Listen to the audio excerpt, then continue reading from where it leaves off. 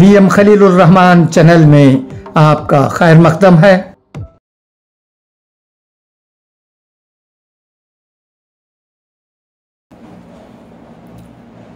السلام علیکم ورحمۃ اللہ وبرکاتہ۔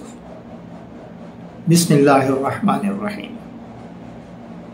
نحمدہ ونصلی علی رسولہ الکریم۔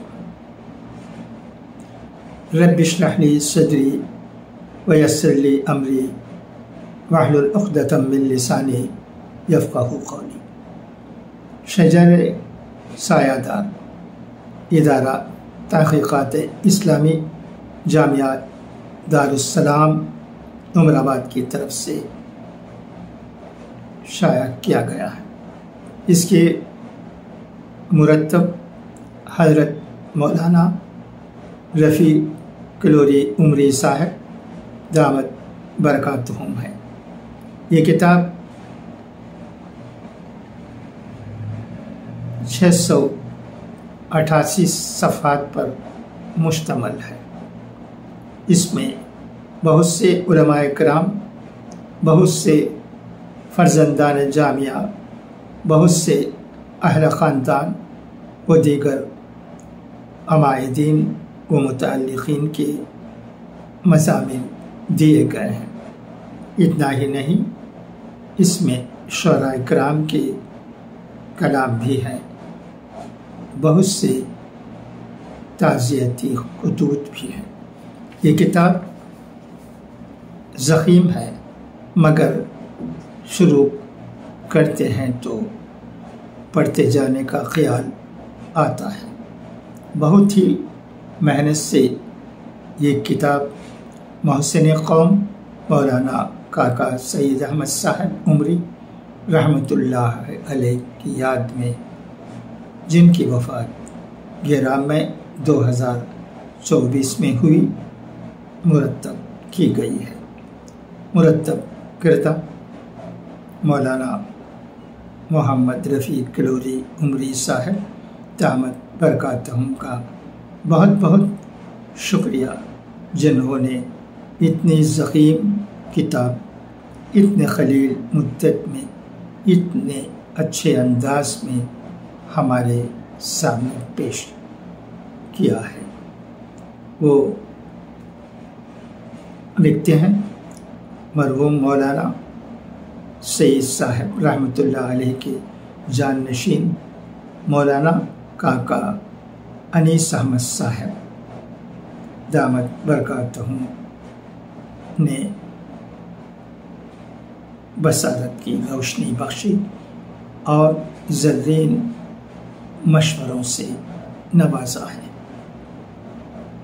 یہ کتاب، اس کتاب کو مرتب کرنے میں مولانا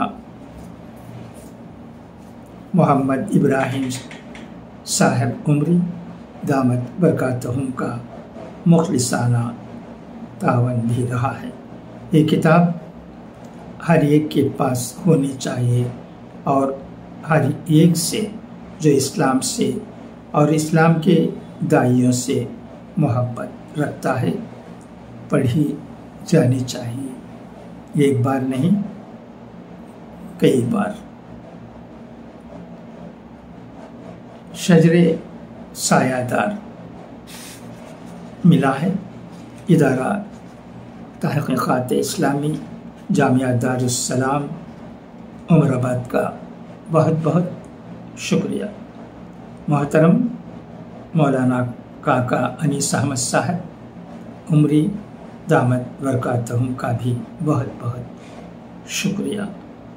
ہمیں فخر ہے کہ ہمارے درمیان دارالسلام عمر آباد ہے، اور اس سے ایک صدی سے زائد عرصے سے غریبوں، یتیموں کی وہ تربیت ہو رہی ہے جس کا اظہار الفاظ میں کیا نہیں جا سکتا ہے۔ میں اظہار کرنے سے قاصر ہوں۔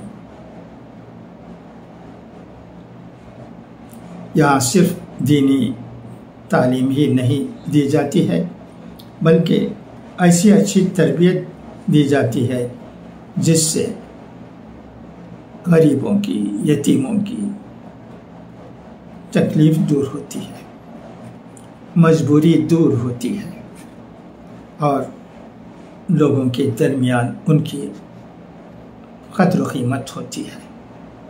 اس سے بڑھ کر ایک انسان کو کیا چاہیے؟ دارالسلام میں تعلیم و تربیت حاصل کرنے کے بعد کوئی مجبور نہیں رہتا ہے۔ یہاں انقلاب ہوتا ہے، لوگوں کی ہر درمیان کچل دی جاتی ہے، انسانیت پروان چڑھتی ہے۔ حضور اکرم صلی اللہ علیہ وسلم نے کہا ہے کہ جو آدمی مالدار کے در پر بھیک کے لیے دستک دیتا ہے وہ مجھ میں سے نہیں ہے۔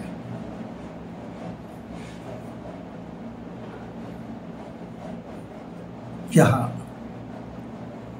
تعلیم حاصل کرنے کے بعد دارالسلام عمر آباد میں کوئی مجبور نہیں رہتا ہے، ان کی حیثیت اچھی ہو جاتی ہے۔ مجھے معلوم ہے کہ ہزاروں لوگ ہمارے ملک ہندوستان میں بھی اور غیر ممالک میں بھی اچھے عہدے پر فائز ہیں، امام بھی ہیں، مدرس بھی ہیں اور کئی شعبوں میں ان کا کام کاج ہے۔ دارالسلام کی ہم جیسے لوگ اس لیے قدر کرتے ہیں کہ یہاں غریبوں کی، مجبوروں کی دیکھ بھال ہوتی ہے۔ کون ہے جو غریبوں کی مدد کرنے کے بارے میں سوچتا ہے؟ مالداروں میں انہیں تم غریبوں سے، یتیموں سے نفرت ہے۔ یوں ہی کبھی رمضان کے موقع پر ان کی مدد کر دینا کوئی اچھا کام نہیں ہوتا ہے۔